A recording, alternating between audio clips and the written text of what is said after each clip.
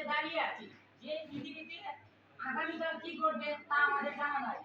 আজ আমাদেরকে বন্যায় ভুগতে হচ্ছে, আজ আমাদেরকে ঘূর্ণিঝড়ে ভুগতে হচ্ছে, তার কোনো পূর্বাভাস আমরা পাচ্ছি না। এর মূল কারণ হচ্ছে জলবায়ু পরিবর্তন। আজ আমরা এমন একটা সংকটময় বিষয়ের কথা আমি বলতে এসেছি, যা আমাদের দেশ এবং জাতি এবং গোটা পৃথিবীকে অস্তিত্বহীন হুমকির মুখে ফেলেছে। তা হলো জলবায়ু পরিবর্তন। এই পরিবর্তন কেন সাধারণ ঘটনা নয়, এবং এটি একটি বৈশ্বিক বিপর্যয়। প্রতিদিন মানুষ জানে, মাননীয় সভাপতি আপনি ক্লিয়ার করেন, মানুষ জানে যে গাছ কাটলে পরিবেশের ক্ষতি হয়, তারপরে মানুষ প্রতিদিন হাজার হাজার গাছ কাটছে। মানুষ জানে যে হিমালয়ের বরফ প্রতিনিয়ত গলতে শুরু করেছে, সমুদ্র পৃষ্ঠের উচ্চতা বাড়ছে, খরা, বন্যা, দুর্যোগ এগুলো বেড়ে যাচ্ছে। আমাদের প্রিয় বাংলাদেশেও কিন্তু এর মধ্যে ভোগান্তি রয়েছে।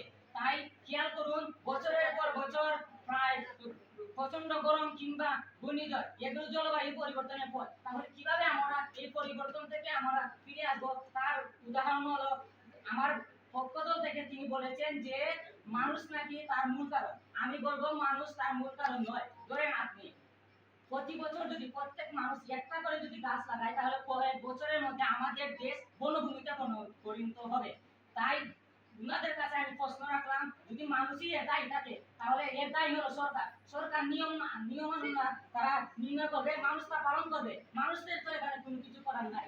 এখানে সরকারের যে নিয়ম দিবে, সেই নিয়ম মেনে চলতে পারলে তো আমাদের কয়েক বছরের মধ্যে বনভূমিতে পরিণত হবে।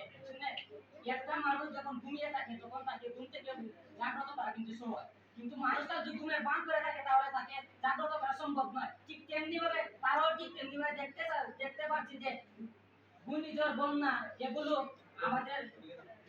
আমাদের দেশের অলরেডি পতিত হয়েছে। তারপরেও কেন তারা মানুষের দোষ দিচ্ছে? এই বক্তব্য দিয়ে আমি আমার সংক্ষিপ্ত বক্তব্য শেষ করলাম।